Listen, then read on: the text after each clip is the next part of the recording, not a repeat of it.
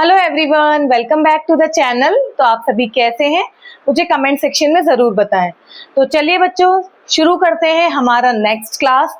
Last class में हमने ये पढ़ा था कि फैक्टर इनकम क्या है, ट्रांसफर इनकम क्या है, और हमने टाइप्स ऑफ गुड पढ़े थे, इंटरमीडिएट गुड्स और फाइनल गुड्स। उसमें हमने कैपिटल गुड्स पढ़े थे, कंज्यूमर गुड्स पढ़े थे, जो हमारे मैक्रो इकोनॉमिक्स का चैप्टर 2 है। तो आगे इस टॉपिक को कंटिन्यू करते हैं। तो आज का वीडियो का हमारा फर्स्ट टॉपिक रहेगा डोमेस्टिक टेरिटरी। तो देखो बच्चों, पहले तो आपको ये पता होना चाहिए कि डोमेस्टिक टेरिटरीज क्या है। देखो बच्चों, मैं अपने पूरे इंडिया में कहीं भी आ जा सकती हूँ विदाउट, मेरे को किसी की परमिशन लेने की जरूरत नहीं है, या विदाउट एनी रेस्ट्रिक्शन में कहीं भी जा सकती हूँ। ठीक है, मुझे केरला जाना है, या मुझे जम्मू कश्मीर जाना है, या मुझे किसी राजस्थान की स्टेट में जाना है, या मुझे और कोई स्टेट, मुंबई जाना है, दिल्ली जाना है, तो मैं कहीं भी इजीली ट्रैवल कर सकती हूँ।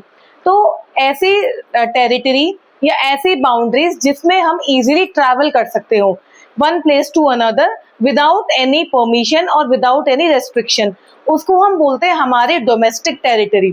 ठीक है, ये तो आप बचपन में भी पढ़ते होंगे कि डोमेस्टिक क्या है, जो हमारे आसपास की जगह है, यानी कि जो हमारे रीच के अंदर है, यानी कि हम इनके यहाँ जा सकते हैं, उसको हम बोलते हैं डोमेस्टिक टेरिटरी, या हम इसको इकोनॉमिक टेरिटरी भी बोल देते हैं। इन टर्म्स ऑफ इकोनॉमिक्स हम इसको क्या बोल देते हैं, इकोनॉमिक टेरिटरी।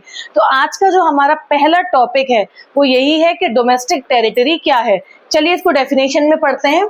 देखिए क्या है, it means the political frontiers, political frontiers of a country, यानी कि उस कंट्री की वो प्लेसेस जहाँ पे कोई भी पर्सन इजिली ट्रैवल कर सकता है विदाउट एनी रेस्ट्रिक्शन, उसे किसी परमिशन की, किसी वीजा की कोई नीड नहीं होती। ठीक है, however for the purpose of national income, अगर मैं नेशनल इनकम की अकाउंटिंग की बात करूं तो ये एक बहुत ही बड़ा कॉन्सेप्ट है। For the purpose of national income accounting it is used in wider sense. आप सबको पता है, अगर मुझे कहीं भी किसी भी प्लेस पे जाना है तो मैं इजीली जा सकती हूँ, कोई रेस्ट्रिक्शंस नहीं है मेरे ऊपर। तो ऐसी बाउंड्रीज जहाँ पे हम इजीली ट्रैवल कर सकते हैं, जैसे हमारा इंडिया है तो हमारी इंडिया एक डोमेस्टिक टेरिटरी हो गई कि हम पूरे पैन इंडिया में कहीं भी कैसे भी आ जा सकते हैं। ठीक है, चलिए अब नेक्स्ट हो गया कि हमारी डोमेस्टिक टेरिटरीज में क्या क्या चीजें इंक्लूड होंगी और क्या क्या चीजें इंक्लूड नहीं होंगी। अगर मैं नेशनल इनकम के अकाउंटिंग के परसेप्ट में बात करूं तो हम क्या क्या चीजें इंक्लूड करेंगे और क्या क्या नहीं करेंगे। ठीक है, तो चलिए फर्स्ट है हमारा शिप्स एंड एयरक्राफ्ट। अब देखो बच्चों, शिप्स और एयरक्राफ्ट, जैसे आपने देखा होगा कि बड़े बड़े जो भी रॉ मटेरियल है, ये कोई भी ऐसा स्टॉक है जो इधर से उधर एक्सचेंज किया जाता है, इधर से उधर लेके जाया जाता है, तो बड़े बड़े शिप्स में जाता है। या एयरक्राफ्ट जो होते हैं, अगर वो कहीं भी ट्रैवल कर रहे हैं, जैसे मान के चलिए हमारे इंडिया से वो शिप निकला या कोई एयरक्राफ्ट निकला और धीरे धीरे वो किसी भी कंट्री में रुका हुआ है, तो वो हमारी डोमेस्टिक टेरिटरी का पार्ट माना जाएगा। क्यों? क्योंकि हमारे यहाँ का शिप या हमारे यहाँ का एयरक्राफ्ट इंडिया का जहां जहां से भी होके निकलेगा वो उस डोमेस्टिक, यानी कि हमारी कंट्री का, हमारी डोमेस्टिक टेरिटरी का पार्ट बन जाएगा। ठीक है, फॉर एग्जांपल जैसे मान के चलिए इंडिया से शिप निकला और अभी वो इंटरनेशनल वाटर्स में पहुंचा और दूसरी कंट्री में खड़ा हुआ है, कहीं स्टॉप किया हुआ है या कहीं चल रहा है, तो वो भी हमारी कंट्री का पार्ट माना जाएगा। ठीक है, ऐसे ही अगर मैं वाइस वर्सा बोलूं कि ऐसा कोई शिप जो अदर कंट्रीज का हो और हमारे इंडियन वाटर्स में आया हो, तो वो उनका पार्ट माना जाएगा। ठीक है, नेक्स्ट है fishing vessels, oil and natural gas rig. Fishing vessels हो गए जिनसे फिशिंग की जाती है, जो बड़ी बड़ी बोट्स वगैरह होती हैं, जो इंटरनेशनल वाटर्स में जाके अगर हम फिशिंग वगैरह कर रहे हो, तो वो भी हमारे डोमेस्टिक टेरिटरी का पार्ट माना जाएगा। और ऑयल, आपने देखा होगा ऑयल वगैरह, देखो ये ऑयल वगैरह जो चीजें हो गई, या ये नेचुरल गैस रिग्स मतलब कंटेनर, जो बड़े बड़े कंटेनर आपने देखा होगा जिनमें ऑयल तेल भर भर के लाया जाता है। जैसे अभी जब वॉर चल रहा था तो वो होर्मुज जहां से बहुत बड़ा शिप क्रूड ऑयल लेके आया था, तो वही चीज है। तो ये ऑयल, क्योंकि ये बहुत ही एक्सप्लोसिव होता है, मतलब इसमें बहुत जल्दी आग लग सकती है, तो इसीलिए इसको वाटर में ही स्टोर करके रखा जाता है। तो जहां पे भी वाटर एरिया में जहां पे इसको स्टोर किया हुआ है किसी शिप के ऊपर या किसी भी एरिया में, तो वो अपनी हमारी टेरिटरी का पार्ट माना जाएगा। अगर वो हमारी इंडिया का है तो वो इंडियन टेरिटरी का पार्ट हो गया, और अगर कोई और कंट्री का है तो वो उसकी टेरिटरी का पार्ट हो गया। तो बेसिकली बेशक वो रखा किसी और कंट्री में हो, किसी और बाउंड्रीज में हो, बट अगर वो हमारा है, हमारी डोमेस्टिक टेरिटरी का है, हमारा है, तो उसको हम अपना ही पार्ट मानेंगे। ठीक है। लाइकवाइज एम्बेसीज आपको पता है क्या होती हैं? एम्बेसीज होती हैं जैसे मान के चलिए कि मैं कहीं दूसरे कंट्री में गई हूँ विजिट करने के लिए, या किसी घूमने पर्पस गई हूँ और मेरा वीजा एक्सपायर हो गया है, या मुझे कोई करेंसी का एक्सचेंज कराना है, तो वहां पे मेरी कोई नहीं सुनने वाला है। तो हमारी कंट्री के कुछ लोग वहां पे टीम बनके या वहां पे ऑफिसर्स बन के बैठे होते हैं, प्रॉपर एक ऑफिस लिया होता है, उसको बोलते हैं एम्बेसी। यानी कि हमारी जो भी प्रॉब्लम होगी रिलेटेड टू करेंसी या related to what the problem, वो हमारी रिजॉल्व करेंगे। यानी कि वहां पे जो टीम मेंबर्स होंगे, ऑफिसर्स होंगे, वो हमारे प्रॉब्लम्स को सॉर्ट आउट करेंगे। तो अब हमारी कंट्री की एम्बेसी अगर दूसरी कंट्री में है, तो वहां पे जो टेरिटरी बनी हुई है वो हमारे इंडियन टेरिटरी का पार्ट होगा, यानी कि हमारी डोमेस्टिक टेरिटरी का पार्ट होगा। लाइक एग्जांपल कि मान के चलिए इंडिया की एम्बेसी हर एक कंट्री में बनी हुई है, ऑस्ट्रेलिया में, जापान में, पाकिस्तान में भी होगी, तो वहां पे जितना पोर्शन हमने वहां ऑक्यूपाई किया हुआ है वो हमारी टेरिटरी का पार्ट होगा। ठीक है। लाइकवाइज अब जैसे दिल्ली अगर आपने किसी ने विजिट किया हो, तो दिल्ली में हर कंट्री की एम्बेसी बनी हुई है, पाकिस्तान की, ऑस्ट्रेलिया की, जापान की। तो अब क्योंकि हमारे इंडिया में बनी हुई है, बट जो टेरिटरी होगी वो उन लोगों की मानी जाएगी, उस एरिया पे हमारे डोमेस्टिक टेरिटरी का कोई पार्ट नहीं होगा, वो उनका पार्ट हो गया। जैसे हमारी टेरिटरी का पार्ट उनकी कंट्री में है, ऐसे ही उनकी कंट्री का पार्ट हमारी टेरिटरी में माना जाएगा। समझ में आ गया? ठीक है। तो एम्बेसीज हो गई, क्यों? क्योंकि हम उन्हें रिप्रेजेंट कर रहे हैं। क्योंकि हमारे, आपने देखा होगा कि हम किसी भी कोई भी फॉरेनर्स या हम कोई भी टूरिस्ट के लिए जाएं या कहीं घूमने जाएं, तो एक एम्बेसी होती है। ठीक है। तो वो हमें रिप्रेजेंट कर रही होती है, तो वो हमारी डोमेस्टिक टेरिटरी का पार्ट माना जाएगा, यानी कि हम उसे इंक्लूड करेंगे किसमें? डोमेस्टिक टेरिटरी में। कॉन्ज्यूलेट्स क्या होता है? जैसे फॉर एग्जाम्पल मान के चलिए कि गवर्नमेंट ने मुझे बोला कि आप जो है यूएसए जाइए और वहां पे अपना एक इकोनॉमिक्स का लेक्चर दे के आइए या कुछ टॉपिक समझा के आइए, तो मैं अपनी कंट्री को रिप्रेजेंट करूंगी वहां जाके, यानी कि मैं इंडिया से आई हूँ, गवर्नमेंट ने मुझे बोला, भगवान अच्छी बात है मुझे ऐसे बोले। ठीक है। तो मैं एक कॉन्ज्यूल हो गई। कौन हो गई? मैं एक कॉन्ज्यूल हो गई। यहाँ पे लिख लीजिए, मैं कौन हो गई? कॉन्ज्यूल। क्यों? क्योंकि मैं अपनी इंडिया को, यानी कि मैं अपनी टेरिटरी को रिप्रेजेंट कर रही हूँ वहां जाके, तो मैं एक कॉन्ज्यूल हो गई। अब ऐसे ही बहुत सारे कॉन्ज्यूल्स होंगे, तो वो जिस एरिया में वहां रुके हुए हैं, स्टे किए हुए हैं, वो हो गया कॉन्ज्यूलेट्स, वो हो गया area कॉन्ज्यूलेट्स।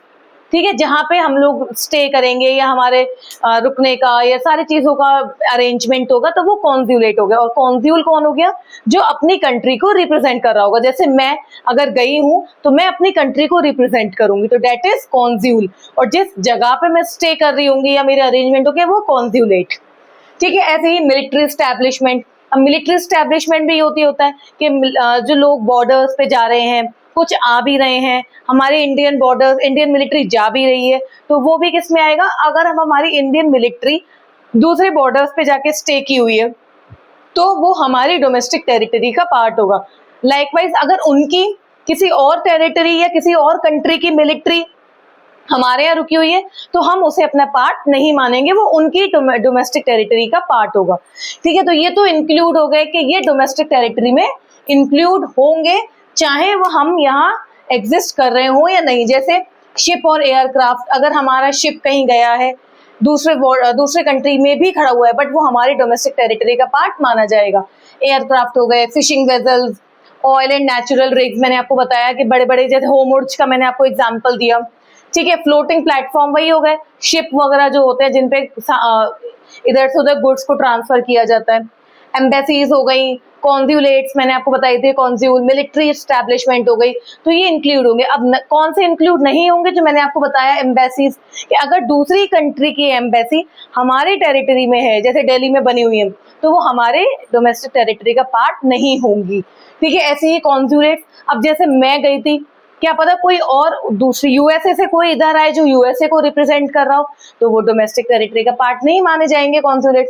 Same likewise military establishment हो गया, इंटरनेशनल ऑर्गेनाइजेशंस है, यूएनओ, डब्ल्यूएचओ एक्सेट्रा, ये भी हमारी डोमेस्टिक टेरिटरी में इंक्लूड नहीं होंगे। तो आई होप आपको ये टॉपिक समझ में आया होगा कि डोमेस्टिक टेरिटरी में कौन से पार्ट या कौन से एलिमेंट्स इंक्लूड होंगे और कौन से नहीं होंगे। अब हमारा नेक्स्ट टॉपिक है नॉर्मल रेजिडेंट। देखो बच्चे, नॉर्मल रेजिडेंट क्या होता है? ऐसा इंडिविजुअल, ऐसा पर्सन या ऐसा कोई इंस्टीट्यूशन जो उस कंट्री में रह रहा हो और उसको रहते रहते 1 साल से ज्यादा हो गया हो। दो कंडीशन है, एक तो ये कि उसको मोर देन 1 ईयर क्रॉस कर गया हो और उसकी जितनी भी इकोनॉमिक एक्टिविटीज हो, इकोनॉमिक एक्टिविटीज यानी कि उसका प्रोडक्शन, उसका इनकम यहीं जनरेट हो रहा हो, वो यहीं रह रहा हो, उसका मतलब सारी चीजें यहीं हो रही हो, तो वो एक नॉर्मल रेजिडेंट कहलाएगा। ठीक है, अब जैसे मान के चलिए कि मैं अपनी कंट्री में रह रही हूँ और 1 साल से ज्यादा हो गया और मेरी जितनी भी इकोनॉमिक एक्टिविटीज है वो मैं यही कर रही हूँ, तो मैं एक कौन हो गई? अपनी कंट्री के लिए एक नॉर्मल रेजिडेंट हो गई। कौन हो गई? Normal resident. अब इसमें इंडिविजुअल्स भी आ सकते हैं और इंस्टीट्यूशंस भी आ सकते हैं। ठीक है, तो इसको पढ़ लेते हैं। देखिए, it refers to an individual, या तो इंडिविजुअल हो या कोई इंस्टीट्यूशन भी हो सकता है कि या तो यहाँ 1 साल से ज्यादा हो गया हो, वर्क करते करते उसकी इकोनॉमिक एक्टिविटीज सारी इसी कंट्री में, इसी टेरिटरी में हो रही हो। Who ordinarily resides in the country, country में रह रहा हो, और whose center of economic interest, economic interest मतलब वही इकोनॉमिक एक्टिविटीज जितनी मैंने आपको बताया कि सारी की सारी इकोनॉमिक एक्टिविटीज या इंटरेस्ट उसकी वही हो रही हो, also lies in that country, उसी कंट्री में हो रही हो, तो वो उस कंट्री का नॉर्मल रेजिडेंट कहलाएगा।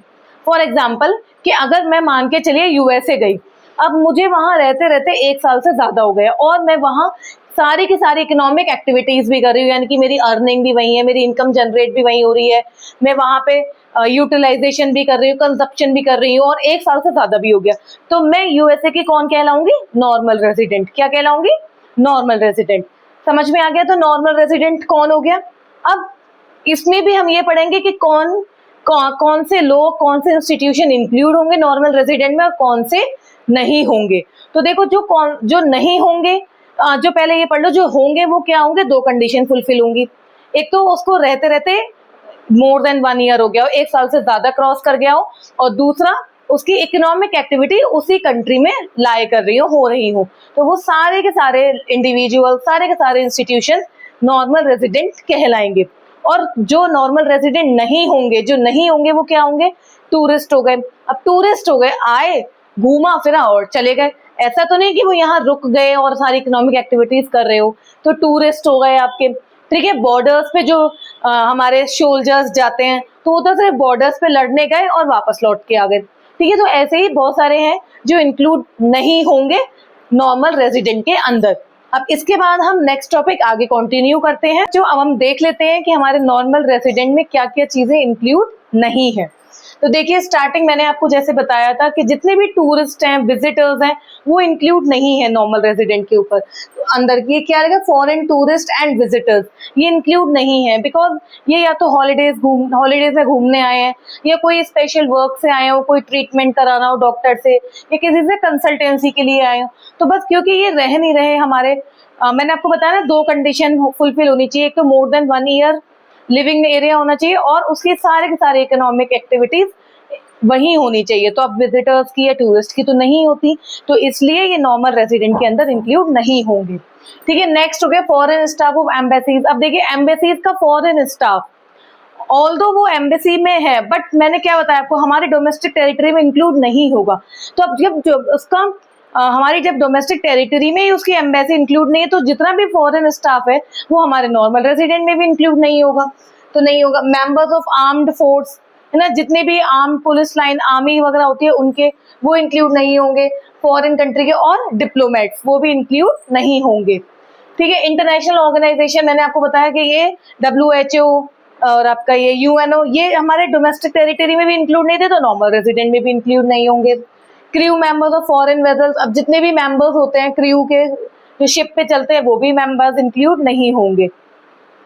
ठीक है। और बॉर्डर वर्कर्स, जो लोग बॉर्डर पे वर्क करते हैं, आते हैं जाते हैं, वो भी इंक्लूड नहीं, क्योंकि उनका डे टू डे बेसिस पे वर्क रहता है इधर से उधर जाना, तो इसलिए वो भी इंक्लूड नहीं होंगे नॉर्मल रेजिडेंट के अंदर। आपको बस ये चीजें याद रखनी है कि 2 कंडीशन फुलफिल होनी चाहिए नॉर्मल रेजिडेंट के लिए। एक तो उसका 1 साल से ज्यादा, मोर देन 1 ईयर वो वहां रह चुका हो या रह रहा हो, और उसकी जितने भी इकोनॉमिक एक्टिविटीज, इकोनॉमिक इंटरेस्ट है वो वहीं हो रहे हो, बस वो नॉर्मल रेजिडेंट कहलाएगा।